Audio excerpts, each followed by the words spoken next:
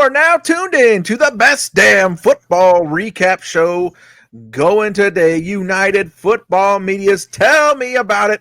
We are joined by the owner and proprietor of the Cow Pasture, the Brahma Bullpen, our man Josh. We also got this man reports on Cincinnati Reds.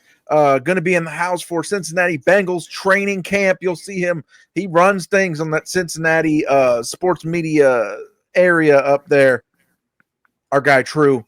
Both of these guys in the house. It's going to be a fun the triangle of Shamar Stewart is what we're going to call it later on in this episode. We're going to do a spring football news recap at the beginning, and then we're going to get to the Shamar Stewart situation because it is starting to border on unprecedented levels of shenanery going on with both of these entities. Shamar Stewart, Texas A&M, the Bengals, everybody's involved. And then we got a Texas A&M guy and we got a Cincinnati guy with us here tonight to break this on down. Going to be real interesting.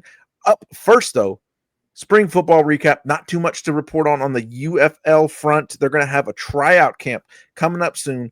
I don't know the website, but look on the UFL Twitter. There's a link for it. DC, Orlando, Texas. I believe there was one in the Midwest as well. Tryout camps for the UFL. Get your name put into the draft pool for later on in the fall, in September, which is, I think, a good move. They moved their draft back to September, keep their name relevant during the NFL season, and then some of these names that you see get cut from NFL camps, you'll possibly be seeing their names ported right over to the UFL. So that'll be interesting to see. There's been some signings that I'm a little bit confused about that have not happened. We have not seen a Bryce Perkins signing. We have not seen a Jordan Tiamu signing. I'm really unsure about what the holdup is on those guys. I think possibly on the front of Tiamu, it's he's closer to 30 than not. He's already been in NFL camps a few times. Maybe teams feel that they've seen what he is and what he has to offer, and it's not lack of interest there. But to me, even with that, you can't tell me that Jordan Tiamu is not the third best quarterback on at least 20 teams right now. So I don't really get it on that. And then Bryce Perkins all the more. I mean, he did pretty well in a role in the NFL, but already he was a magician, a standout next level player in the UFL. I thought that there was just absolutely no way we'd see him back with the UFL for another year, but he has not been picked up yet. And then I think the coolest story, one our guy Ace has put out there a lot, is Damon Arnett has been signed by the Houston Texans. He was living an insane life when he was a first-round draft pick for the Raiders, lost his opportunity, grew a lot as a person, had an excellent season for the Houston Roughnecks, and have now been lifted up to the Houston Texans. Very cool. I wonder if at some point some of these teams that are in the near markets, maybe they'll have a direct pipeline. Houston Texans players or Houston Roughnecks players always sign with the Texans. Renegades players always sign with the Cowboys or the Saints. Whatever that is. That might be interesting someday. There's a lot of different formats this thing can take as it continues to develop. Any thoughts on Josh on people who have signed in the NFL and people who have not? So I'll first on the UFL signings for UFL players to UFL teams, and you were bringing up there you go, Tamu and everybody. I'll tell you, only 2 teams have actually re-signed players from the UFL, and it's either been Michigan or Houston. So no other UFL team has re-signed anybody. Houston's probably signed the most. Of course, Michigan's been very active. So with that being said, obviously Perkins has not re-signed with the UFL, and I agree. Why is he not getting signed on an NFL roster? Yeah, DC had Yashir Durant get signed, right? So he's got signed today, actually, with the New England Patriots. So that's one of your DC guys. Kudos on that. Hopefully he'll be back. Yeah, well, because that's what's crazy. He'll make some money in the league. You know, yeah, that's all. That's what we've seen a lot lately. Is we'll see guys have a good season.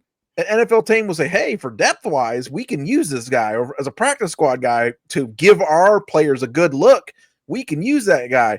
And that's nice money. A practice squad player still makes, I think, like $300,000 to $400,000 a year. So that's the optimal. Is I want to see my good star players from DC go to the NFL, make some nice money, and we'll see you back for the season next year, bud. And we'll be back rocking it. That's what I would like. I'm writing a story right now. It's going to be on brahmabullpen.com. For those that don't know, I have my own website now, brahmabullpen.com. We also still post the stuff at unitedfootballmedia.com. Nice little joint effort.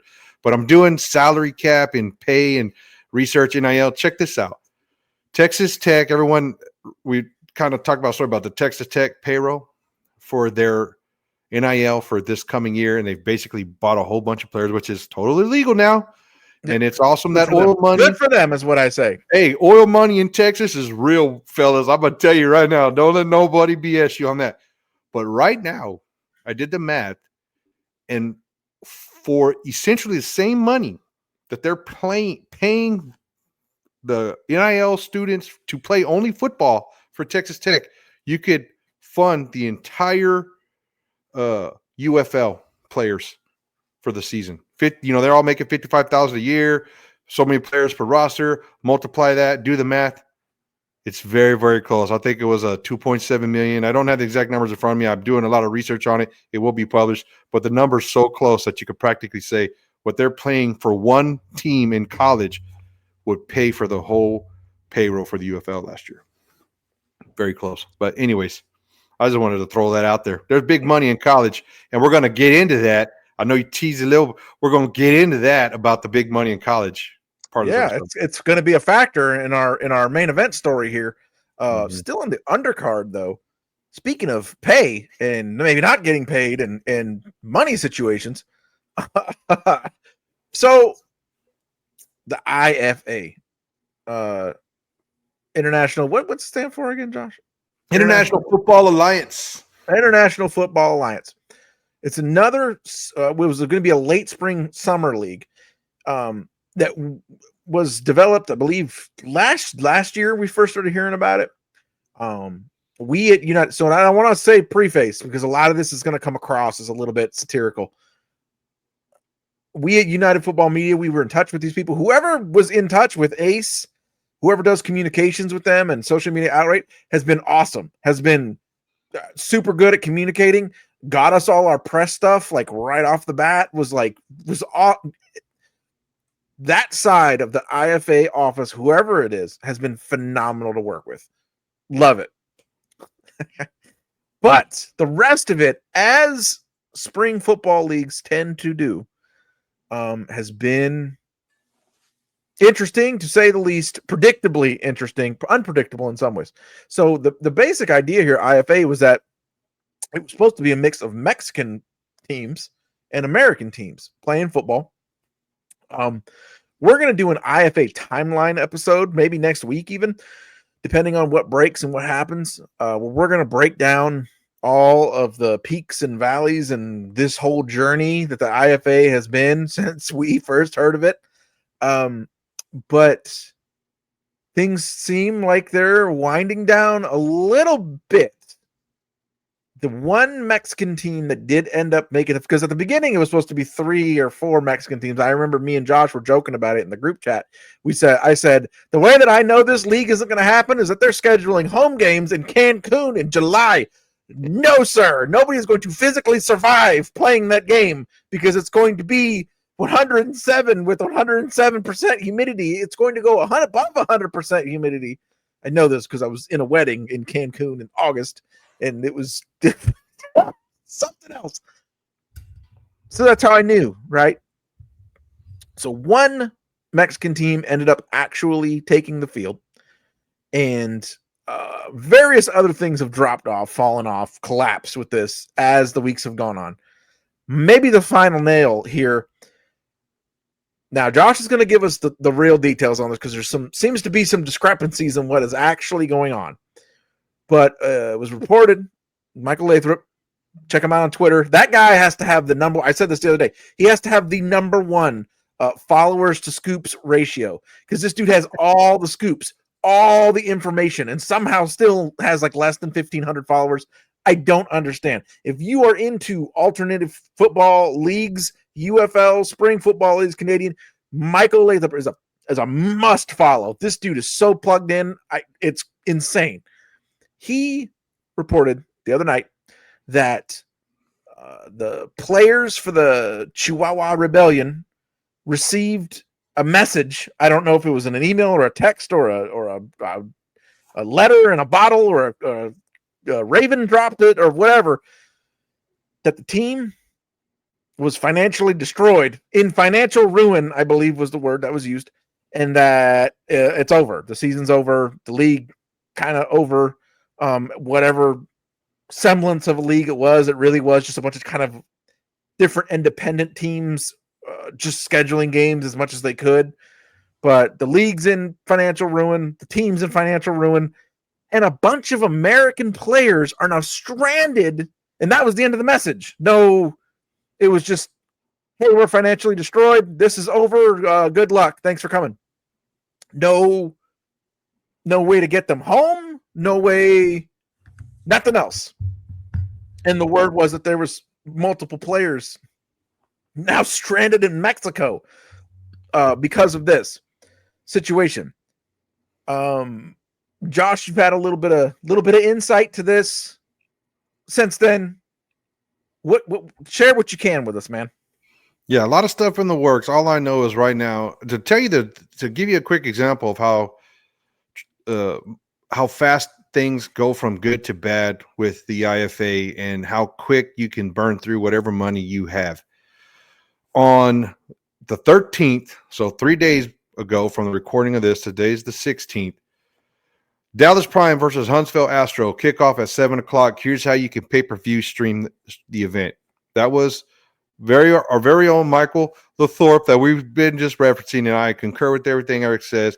This man must spend untold hours on Facebook and Instagram and just he's got notifications on every alternative football league known to man, and does a great job there.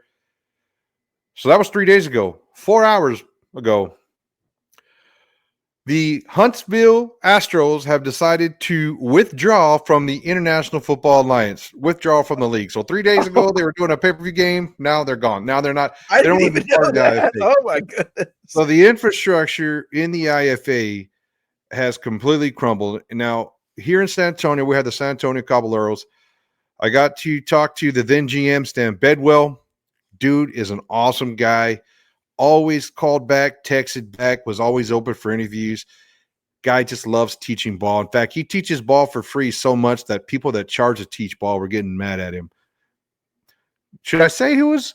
You know what? I'll just put it out there because I know that Stan Bedwell doesn't care too much for the guy that was upset about teaching it for free. AJ Smith was the one upset for teaching it for free.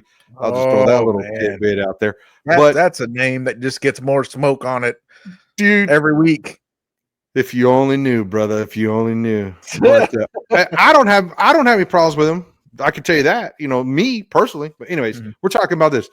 And then also we were real tight with the head coach, Hal Mummy. Hal Mummy, who's from the San Antonio area as a child, wanted the San Antonio Caballeros to take the field with all his heart.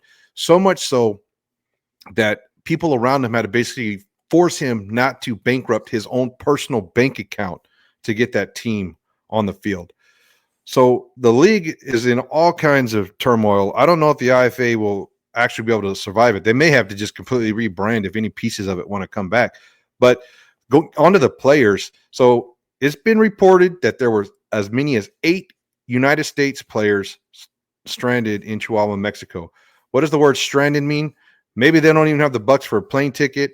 The league's obviously not paying them. Part of the release was, we're not paying you, so now you have no money. Do they have family and friends that can help them? Maybe some do, but not all these guys got a good support network, You just can't tell by that. So maybe they really were stranded and the league was not paying for their ticket to come back. Now, whoever is with the league still, which I'm assuming right now is just one person, I don't know who's left with the IFA, but they're saying, no, that's nonsense. It's not as bad. It's a disgruntled player who's mad because he's lost a job. And I could believe both of those stories. And I would happen to think, if I was going to bet, it's right in the middle. They probably are halfway stranded, and the league probably is right when saying that maybe they're overreacting a little bit, but we're going to get to the bottom of it. I have contacted and been in contact with Lathorpe on this issue from social media. And, I'll just tell you this, that if those players really need help to get up here, between Lathorpe and United Football Media, we're going to try to put something together and try to get them home, but we don't know what that is yet. It literally, this happened yesterday and we're still figuring out what's going on, but that's what it is. If they are stranded, we're going to do what we can do to get them home. If they're not stranded, it still doesn't matter. The IFA it's not looking good for the future. And the last point, my final thought, and I will turn it over to True or Eric, whoever wants to talk on here. Really take a moment to appreciate how hard it is for a league, alternative football league like this, to succeed and have multiple years. I'm going to throw out arena football, that we got the San Antonio Gunslingers down here that have been successful for a number of years now. And then the UFL, man, the TV quality of the UFL, as much as people want to complain about the ESPN broadcast is better than the Fox broadcast, take a second and appreciate the quality of football we're getting out of the UFL. And it's now lasted 3 years. Just take a minute and think in your heart and your mind and be appreciative of that, because let me tell you, they're coming back for the 4th year. There's nothing bad happening. And the quality of football is there, and the players are there. The players had their issue with their contracts, did the almost strike thing, and then the league fixed all that too, and gave the player. Just take a second to appreciate how great the UFL is, just based upon what's happened in the IFA. And that's my soapbox rant for the day. Thank you, UFL. Thank you, David Dykman. Thank you, The Rock. Thank you, Danny. Thank you to anybody with the league, and congratulations, Coach Party, on the wedding. Hey. True. What would you do if you got that message on your phone? If you were down there playing tight end for the Chihuahua Rebellion, and you got a text saying, "Hey, we're broke. Talk to you later." Somebody gonna ante up off of something. That's for sure. Yeah, that shit is like, you got me down here. You definitely gonna get me. I'm getting back some way, shape, or form. But I gotta say to his point about these leagues, man, and how hard it is to have a successful league. Being here in Cincinnati, I did some research, and there was like an arena football team that was here or something like that some years ago, and they were supposed to come back in like 2023 or 2024, and it just didn't happen. And I think it has a lot to do with Heritage Bank, which is like right down the street, and that arena it's god awful, honestly. And I'm saying that as someone who has worked in that arena since I've been here for the last 6 or 7 months.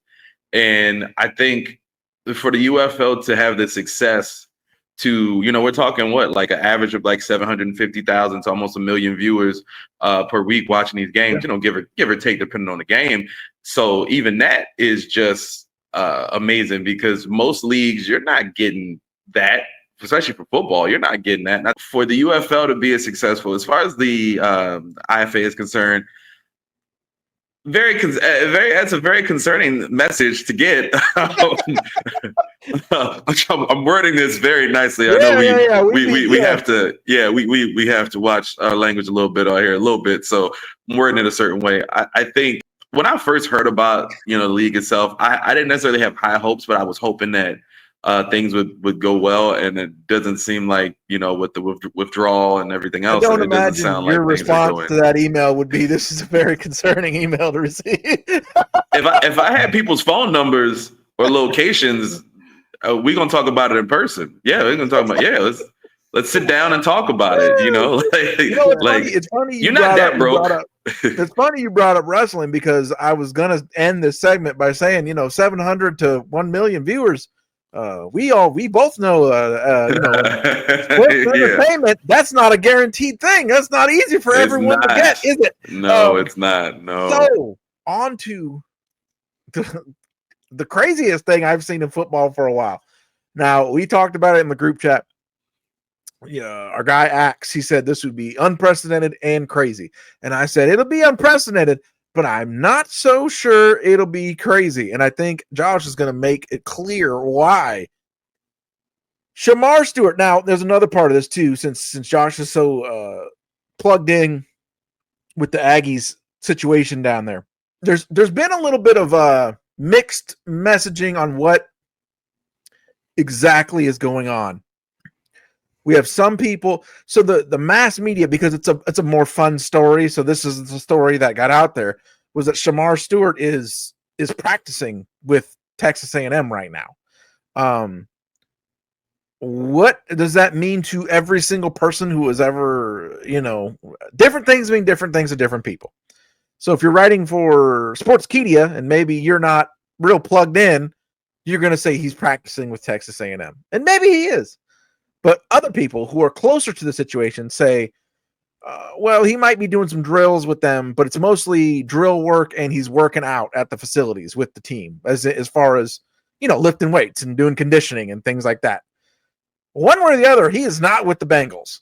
And he's not with the Bengals because the Bengals are pulling some Bengals-y stuff. Not to start off your reputation, your relationship with them on a sour note there, True, but this isn't the first time we've seen some sort of nonsense like this, and that's what it is.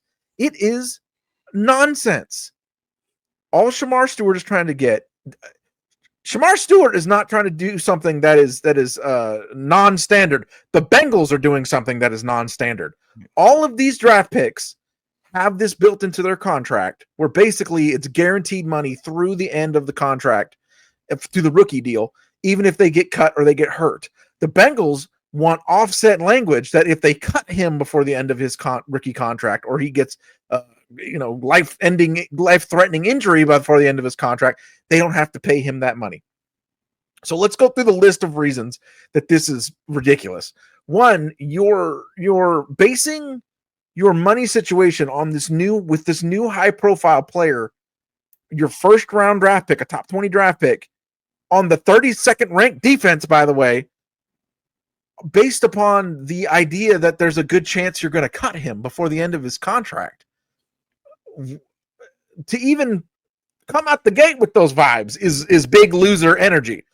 Then to continue that, if this was to happen and they were to have to pay him that guaranteed money, it would be something like 0.82% of the cap, less than 1%. Pennies to any NFL team. Why is this even a discussion? Shamar Stewart is right. His representation is right. These guys have options now. And one of those options is to not play and be in the draft again next year. Now, of course, I'm sure our comments will be filled with people, and I've heard it and I've seen it, that, well, there's going to be collusion in the NFL draft and nobody's going to take him and he'll never get to. Well, we'll see about that. Honor among thieves until there isn't, honor among thieves until Stewart hits this potential, gets 12 sacks next year, and somebody's taking him. Like, I don't know, but not the argument for today.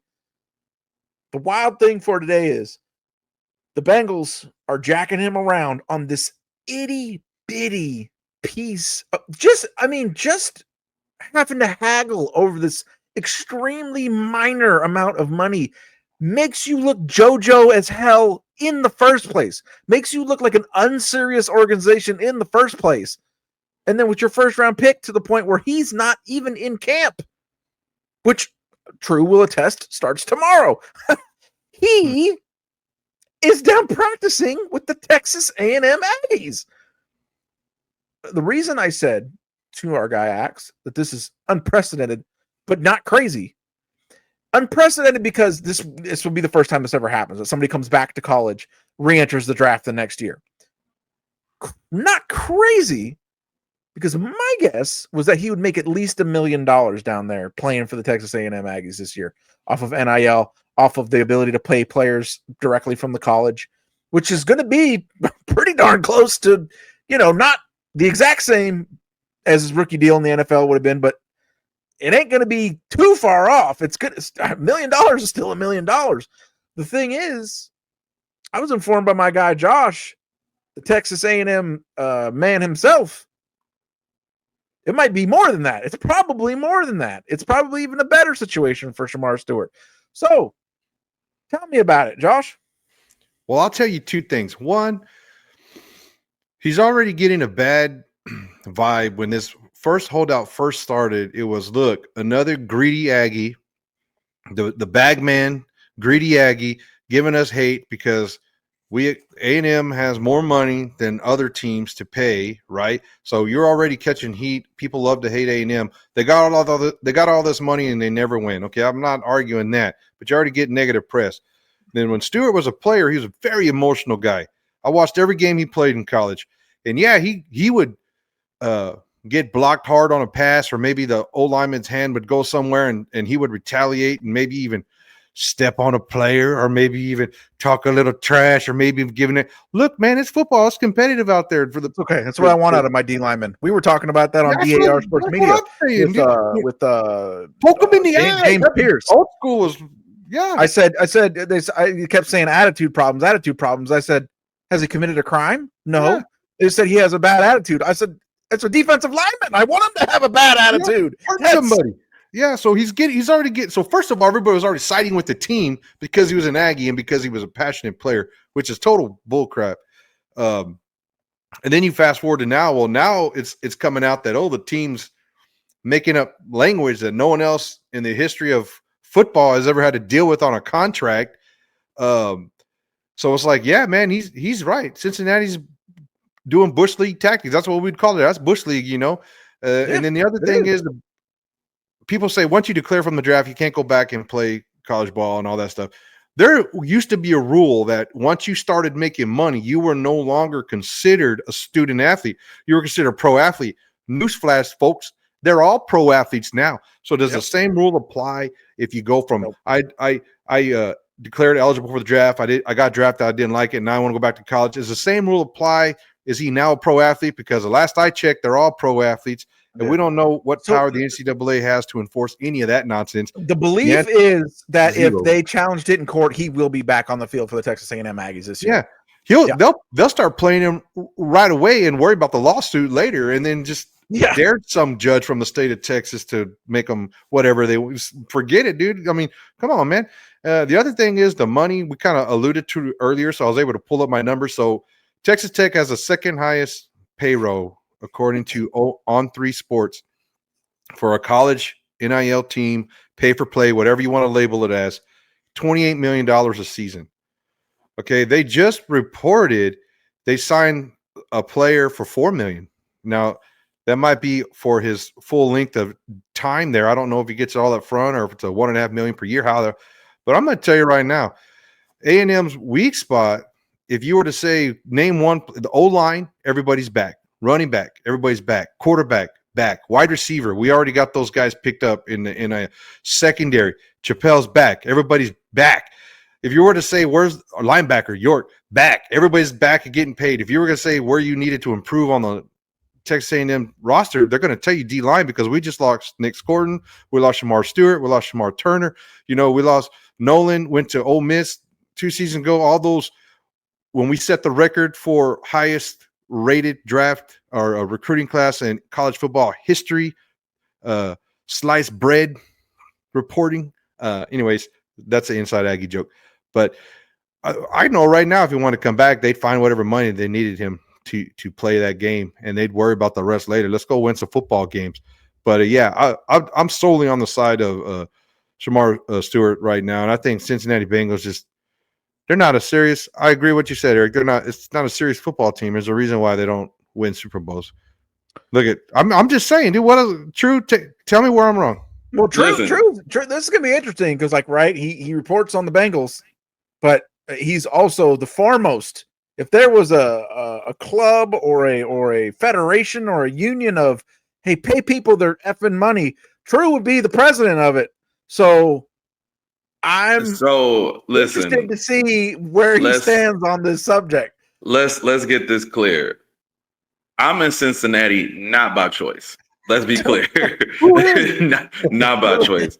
Not sure, clearly. Listen. Like I said, there's only 2 reasons why I even care about Cincinnati, and that is my daughter and now my girlfriend. That is pretty much it. That's it. I would not be here. Don't let this fool you. I just wear the color red a lot, and I love these hats. That's that's it. As far as the Bengals, I've had several people tell me that this organization, these are people who are not in the organization, but people who are well in the know about the organization. They've said the Bengals need to get it together in certain ways. Just because you see Jamar Chase, just because you see, your T. Higgins, just because you see Joe Burrow coming back and excited, the vibe around the team right now is not a team that's going to really do much damage right now. And that is me speaking honestly about what people are saying around the team. Obviously, training camp hasn't started yet.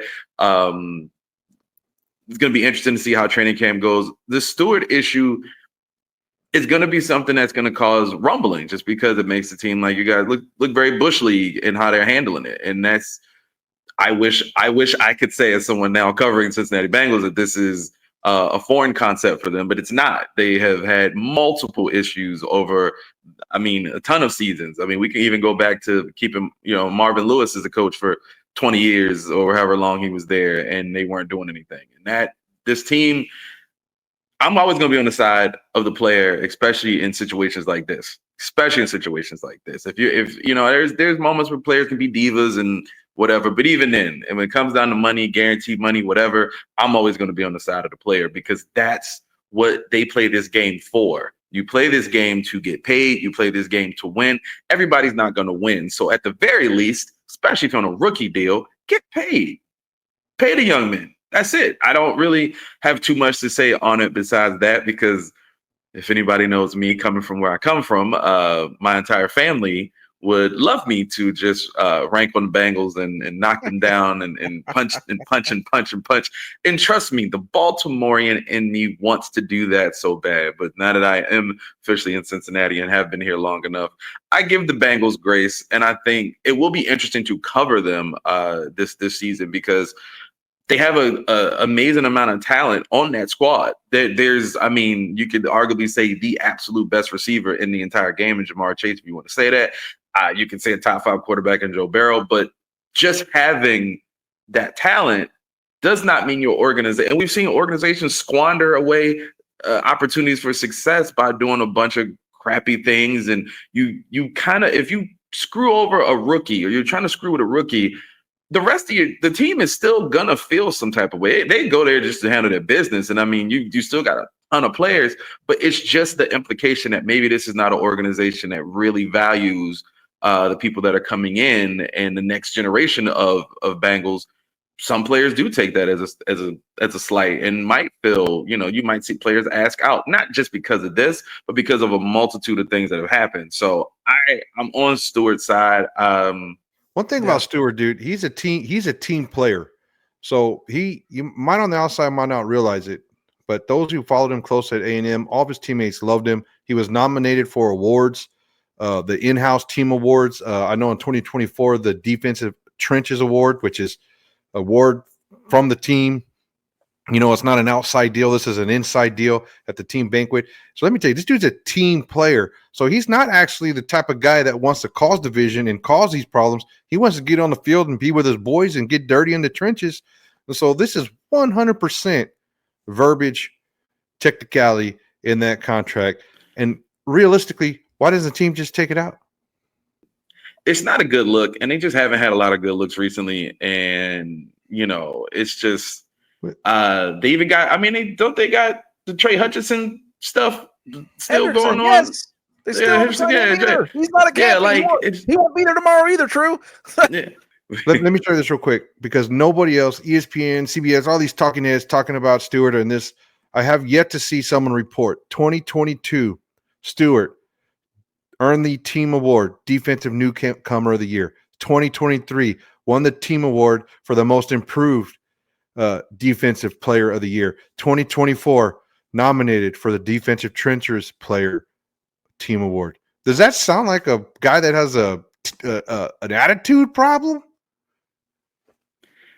And you kind of hitting the nail on the head, right? It's just like they'll find ways to be like, oh, it's not us, it's them. It's not us, it's them. But if it's always the same teams, that the teams are always the one like something's wrong with the player. And then you're like, well, let's get down to the bottom of what the issue is. And it always, like 99.9% of the time, always has to do with money, and especially the guaranteed side of that too. And just the players looking out for themselves and their well-being and their benefit. And Look, if he signed, if he was like made $200 million in his career, and you were like, okay, well, they had some type of clause in his contract, another extension or something like that, I could see the conversation being like, maybe he could take a little less or alter this if something happens. But it's a rookie. It's a guy who is literally coming out of college, who is clearly a team player, clearly just wants the bottom line to be all worked out and correct. And I don't think that's not a bad attitude. He has the option, he has the right if he wants to go back, if he wants to. So we are about to see. It's going to be a fascinating story to cover, and obviously with the triad of people we have involved, we'll be having all the good updates on that. We at United Football Media, we have a bad attitude, damn it, and we will be back sooner than later. More IFA updates. We'll continue building our IFA timeline to lay all that out, because it's been so much. It's been such a journey, and we hope you'll be there for that journey and more. This is United Football Media. Tell me about it.